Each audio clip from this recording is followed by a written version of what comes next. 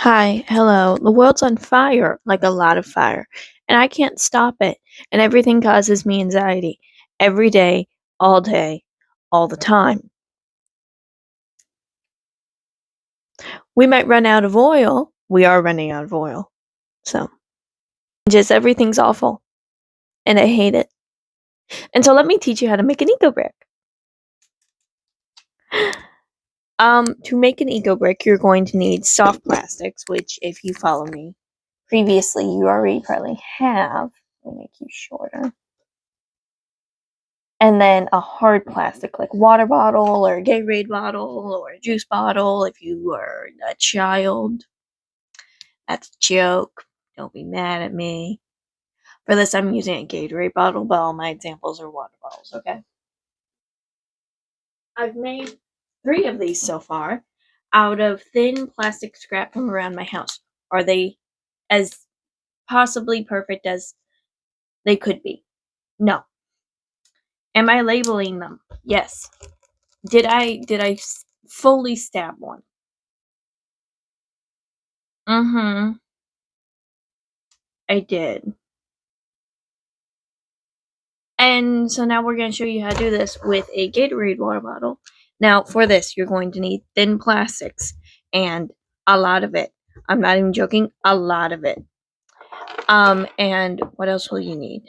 You will need other things. The inside of your bottles have to be completely dry, and your plastics can't have food residue on them, but they can be from food. For example, I'm cutting up water bottle casing in this video as an example. Because I don't agree with the fact my family drinks from water bottles, but I could at least keep it from going in the waste. Here's my coffee container filled with water bottle casings. Here's my Gatorade bottle we will be using as an example. I'm doing a look over, and from what I can tell, there's no water in it. It's also somewhat the same size, if not a kind of bigger than the water bottle, but they're roughly a same-ish size, if not one just fatter. So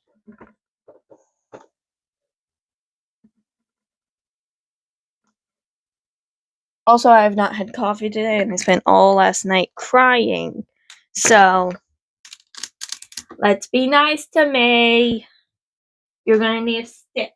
My stick's from a brush, a paintbrush from a really long time ago.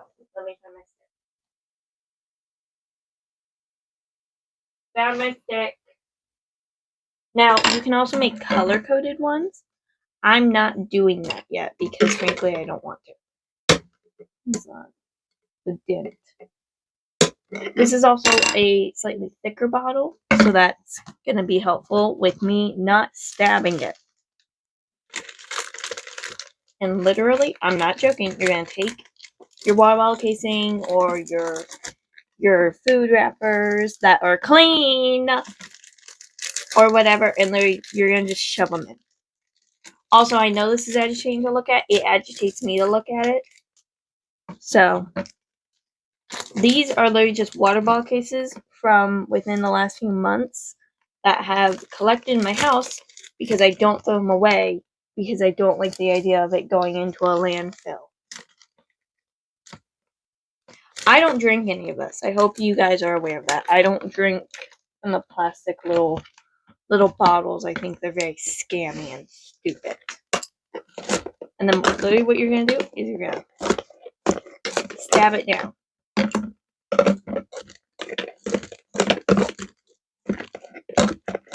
Now you're probably thinking, this is not getting very dense.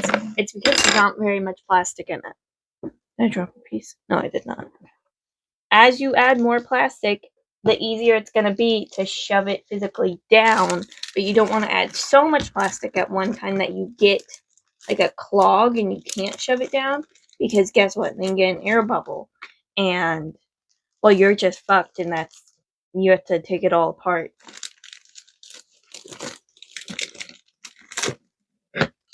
It does not take that long.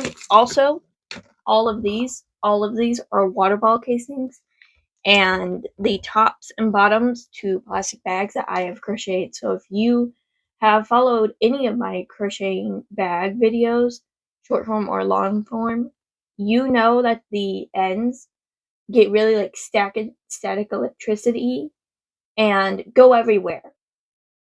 Literally everywhere. You can put them in like a Tupperware to keep them there because you don't want to throw them away, right? And you can use them as stuffing, but you will always end up with way more than you think you're going to. It's like the idea of the more you cut something, the more something there is of that thing, but not really, because it's not multiplying and it's very agitated. See how it's getting easier to shove down? And the whole idea of this, well, one, they've been around a really long time, and there's been cases of people shipping them to other countries to build like little sheds and little like one room schoolhouses and stuff, which personally I really like the idea of one room schoolhouses. I think it was a lot better for kids, but you can make flower beds with them, you could make a shed with them, you could make, I had to pick that up with my foot, you can make a lot of stuff with them. It really depends on how willing you are to learn how to build something. So let's say you have a little house worth of land in a neighborhood and you want to build a house.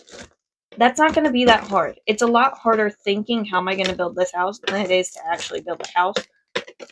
And literally, what I want you to do is collect all the trash and only really purchase like concrete and wood. And then use the plastic bottles lined with concrete as a brick and mortar to the house. And then do like a wood inside.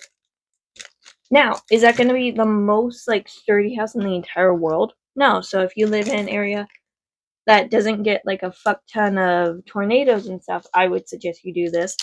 Unless you think doing it in a tornado place is a good idea. I've never lived in like a tornado alley, really, because I'm a Texan. We live adjacent, but not in it. But hey, with all the thunderstorms we've been having, if you're a Texan, I know I have a lot of those viewers, we've been having a fuck ton of thunderstorms. If you're not from Texas, let me explain. Basically, what's happening in the United States is because of global warming and also, the planet shifting.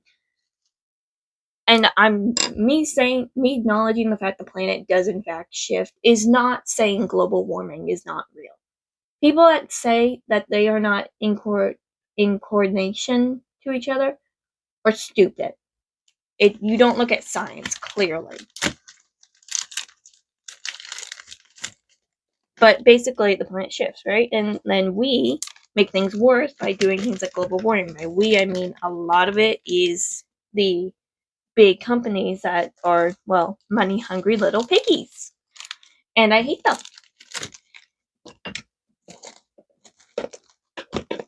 And so a lot of places are starting to get weather that we're not used to. Like, for example, we've been getting snow in February. We didn't get it this year. Actually, we did get it this year. I don't know what the fuck I'm talking about. It wasn't in February. It was before February. But we've been getting snow in spring. Not like, ooh, like it's barely spring. No, like it's turning into spring and we're getting snow. And it's Texas, so we don't get like snow, like, oh, it's light and fluffy. No, we get hail and ice. And a place that's historically very hot, getting a lot of ice and snow is not good, because guess what? Sure, people come here and they move here. Those people don't know how snow works either. They're from California. So nobody knows how to drive, and the news is freaking out every fucking time. And we've been getting this somewhat consistently since the big blackout. You remember that? Also, we're going to use like stuff like this that's really thin plastic from like the casing of the bottle because they can't recycle it.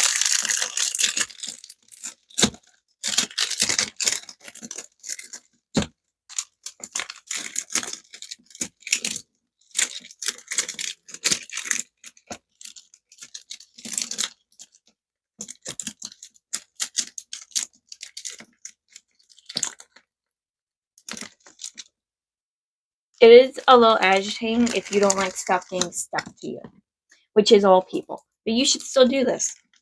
So what's happening is basically everything's shifting and or being shifted by global warming in a degree that we cannot handle and we are not ready for as a species, as a state, as a country, as a nothing. We aren't ready for it. Frankly, I wouldn't be surprised if tomorrow was the new ice age. For example, Texas weather recently has been going hot, cold, hot, cold, hot, cold, hot, cold. It's always gone hot, cold, hot, cold, hot, cold, but not this quick, ever.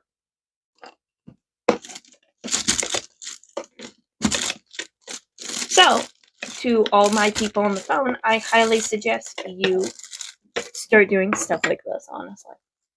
Not only does it make you feel better about yourself, but you actually get to see the amount of, like, unrecyclable plastic that's essentially, this is just, like, what, fucking, like, gas? Plastic's what, a gas reaction or some shit?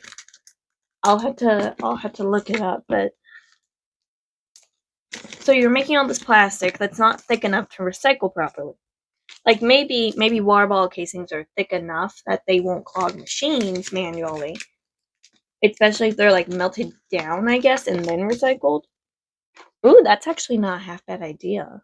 Like, adding a whole little system to where they, like, melt down the plastic in, like, a double boiler system into, like, a much thicker plastic to then get recycled down into new bags that would automatically be thicker because, well, they're from a recycled material. That's not a half bad idea. I see a lot of ideas, and I really hope someone's, like, some CEO's, like, kid or something watches me, or, like, his wife or something, because a lot of these ideas are really good ideas that I just don't have money for. I have no funding for. And I can't go be like, can I have a patent or whatever the fuck for this? Because I don't have the science to back it up. I just have the idea. You notice how it's getting easier to shove it down?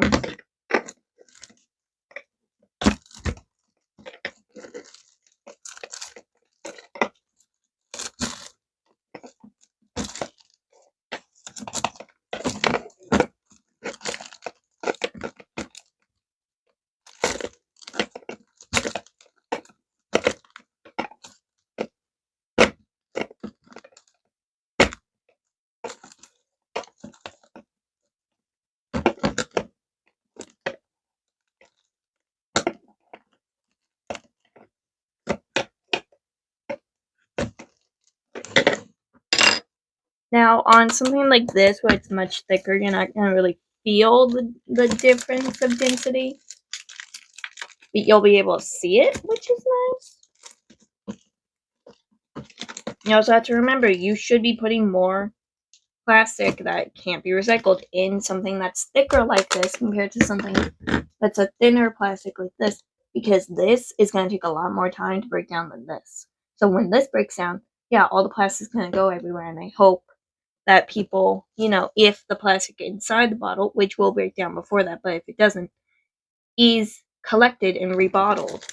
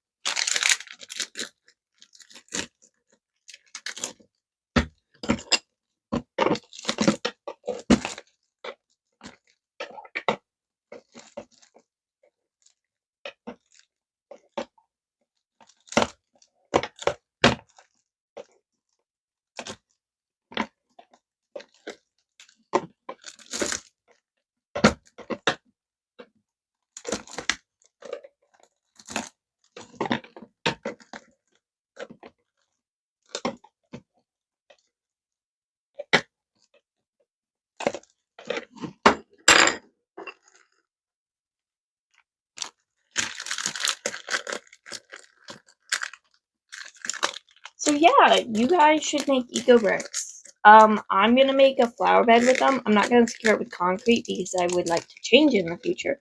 But since I do live in a place that has so much clay, and I think places like New Mexico and Tennessee and Utah and like a bunch of the kind of the more deserty places in the United States also have a lot of clay. This is just going off the top of my head. I think there are clay-ridden places. I think. You can't see it, but my eyebrows are really corked together. I'm gonna be using clay to like stack them together and like hold them, which isn't a solid solution, but I would like to move them in the future if I don't like it or like want to donate them or whatever. So I'm not gonna use something like a mortar or a clay or a caulking to hold them together, so I'm using clay. Which yurts and little eco-friendly homes. If you're watching this, I'm assuming you're somewhat into that. They often, I believe, I'm just thinking from the top of my head, have clay as like one of the main together pieces for their walls, along with like straw and stuff. So it's not a crazy idea.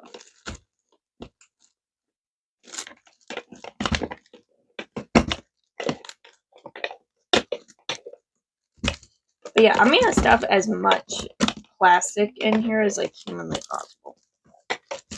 But yeah, you can do this with a lot of different things. You can make flower beds, you can make sheds. I might make a shed if I really like this flower bed because I need a new shed. And by I mean my house has a really fucked up shed. And then who knows, maybe I'll make other people's sheds for free or some shit. Maybe that'll be my new thing. I got really into digging holes there for a minute.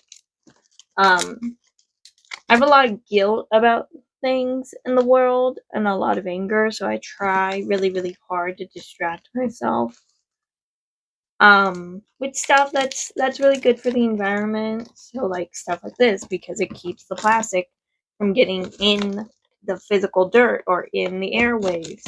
I guess you could also use this as like a flood preventer. Like if you live in an area like next to a lake or a water source that's prone to flooding into your property, I guess you could literally go under the ground and bury like this shit in like layers.